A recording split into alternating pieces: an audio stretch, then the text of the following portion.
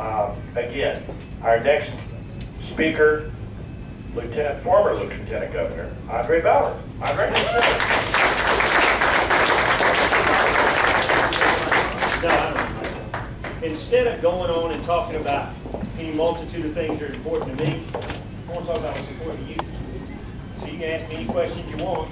That's why I'm here. I came here to have an interchange of ideas between two candidates to discuss the difference in our leadership and our candidacy. So with that, I want to answer the questions you have. So tell me what you would like to address.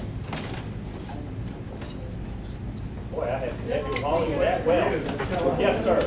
I have the same question for you. Where can I find exactly what you plan to do for Social Security?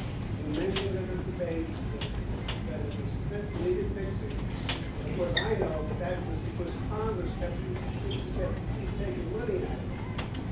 But I want, to know specifics. I know you gave it all right now, but is there a place I can go to find out? First off, I think we ought to look at raising the age for people under 50. People like me, the oxes in the ditch, we've all got to try to help our country out. I'm willing to work a few more years. Lifespan has dramatically increased since we implicated this program, and so I think we need to look at the possibility of younger people working a few more years. I think also we ought to do all we can to encourage folks in the workforce to stay in the workforce. And so give a tax credit to older people to stay in the workforce. Encourage them to stay longer and not start collecting those benefits. Those are two immediate things. But then we ought to put commingle in the funds. Funds that are put aside, Social Security, ought to stay set aside just for Social Security. Yes, ma'am. Don't give me too hard now. And I want to clarify. Only a simple question. Okay. I'm not a bad guy. I don't think you are. I'm a daughter of I think a you're a Polish passionate immigrant woman. who worked very hard all her life for Yes, ma'am. everything she got. Are you going to look into corruption in Horry County and protect senior citizens like me Absolutely. from the police and from our corrupted officials, no matter how high they are? Yes, ma'am. We have them there. Oh, I know. You know, I'll mention a few. No, let's not do that. Let's not do that. Let's Okay, keep this good because it's about me today and not about talking about other Okay, candidates. I'll let them go this time, but please, I expect an investigation on this corruption in Orange County, which will affect all of you. I am no different than any of you, and you need this protection. No I question. never hurt anybody. Yes, ma'am. Thank you. Yes, ma'am. Anybody else have a question? Absolutely. Why make you address it? What is you're only doing what? What would it take to address it? First and foremost, we've got to rein in our spending. You're not going to get companies to invest. You're not going to create new jobs. As a budget deficit gets higher and higher, and we spend more out of control, it affects the stock market. It affects companies. You look at Procter and Gamble. We're having a difficult time keeping companies today because of bad policy. It's about national events, a lot of what you hear off instead of about weekends in South Carolina. Absolutely.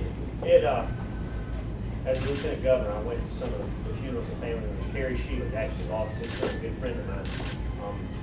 We pay a tremendous price in this country to keep this world free. We have done it for generations, and we are known for it around the world. We have been the shining light of hope for so many people.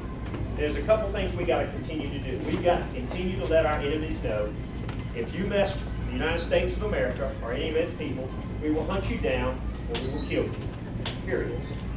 Secondly, we shouldn't ever have to let our veterans worry, are they going to be compensated for what they put their life on the line for. Not only now, but in the future. If we promise to give them benefits for life, for health, to say that we would take those away takes away everything this country was founded on.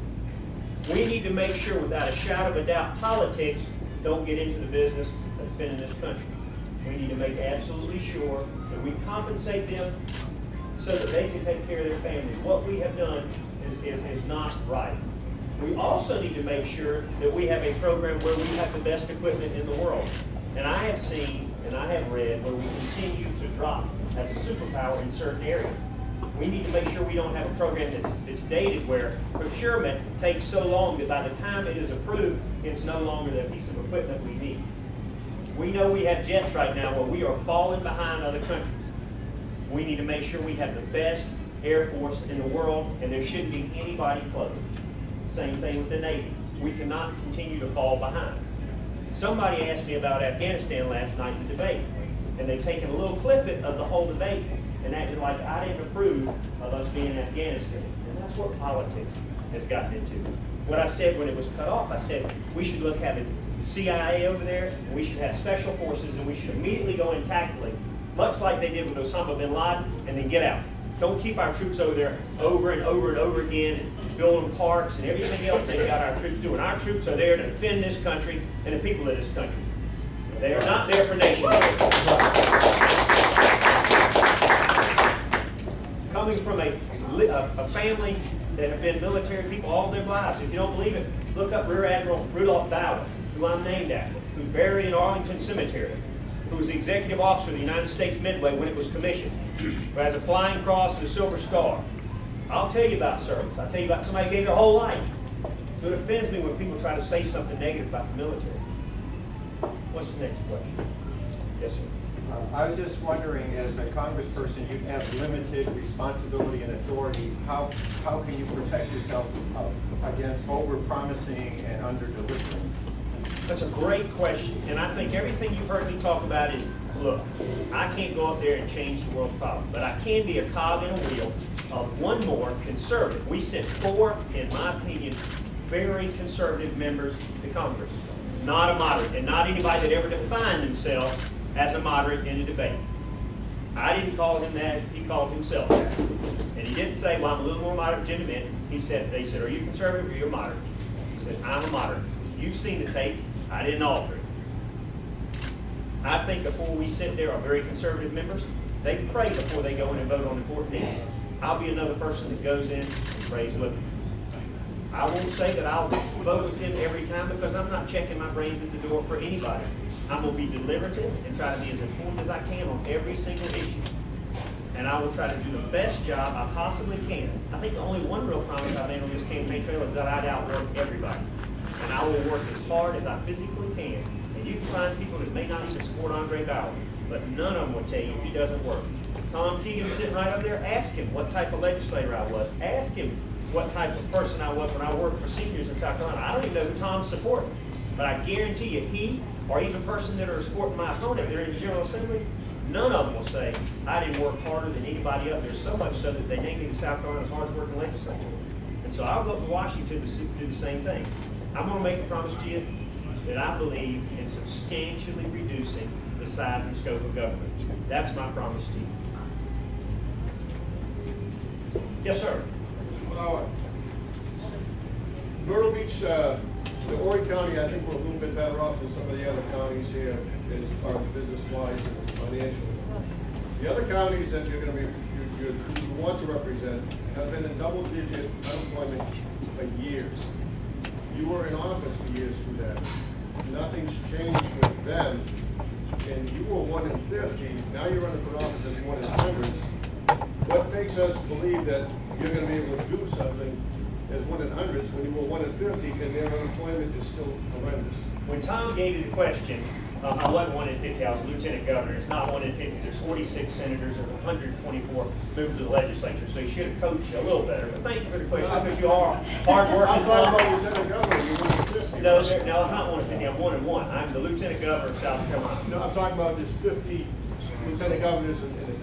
Well, there's actually not 50 lieutenant governors in the country. Some states don't have a lieutenant governor. The Secretary of State I'm sorry, I actually might is be a second couple in numbers line. off, but still, it's pretty cut and Okay. dry. We get it. All right, well, the other 49 of your lieutenant governors don't have anything to do with jobs in South Carolina, so that wouldn't affect that either. But I do admire your hard work. I know you're a dedicated man. If I had a 4x8 sign on the side of my van for Tom Rice, I'd be doing everything I could to help him too, and so I admire your passion. I wish it were my sign, but I do admire your passion. You came to my fundraiser the otother day with a Tom Rice sign, 4x8 on his van, and you know what I did? I invited him in to sit down and have dinner with me, and I paid for his dinners. So that's what kind of guy I am, and I never didn't have any problem with it. So I know where your passion lies, and I love it. I love it. That's what makes this country so great, that we can all come together on ideas, and I hope when you go to vote for Tom on Wednesday, after that, you'll support me in the general election.